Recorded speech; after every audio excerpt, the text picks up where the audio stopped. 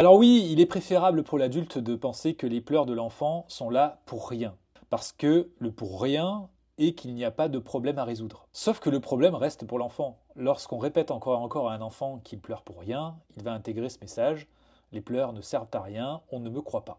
Donc il va essayer de refouler ses émotions. Essayer.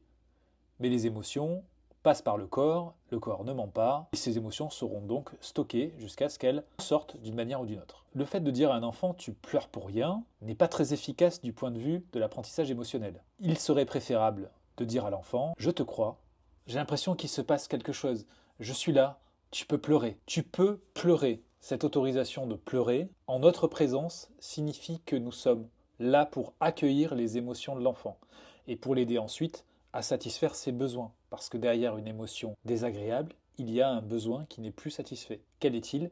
C'est l'enquête que nous allons pouvoir mener, et l'enfant va pouvoir la mener avec nous, et qui surtout qui ne sera pas balayé par le fait que ce n'est rien. Parce que derrière le rien, c'est ce que je viens d'évoquer, il y a probablement un besoin insatisfait qui a déclenché une émotion désagréable, qui fait que l'enfant pleure pour être aidé.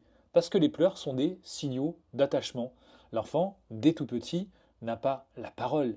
Il peut donc crier, gesticuler, pleurer, afin que sa détresse soit visible de l'extérieur. Les pleurs sont là pour ça, pour que l'enfant reçoive cet accompagnement, reçoive des soins.